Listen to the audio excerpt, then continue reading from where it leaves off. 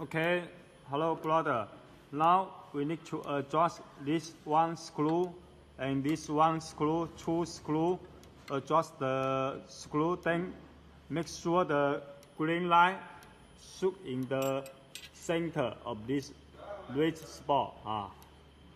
This one screw and this one screw 呢個控制前後左右。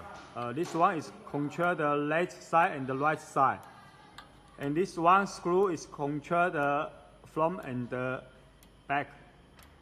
We adjust this one screw, then make sure the laser green light must shoot in the center of the red spot. If the laser is outside, then it's not okay. We need to adjust it.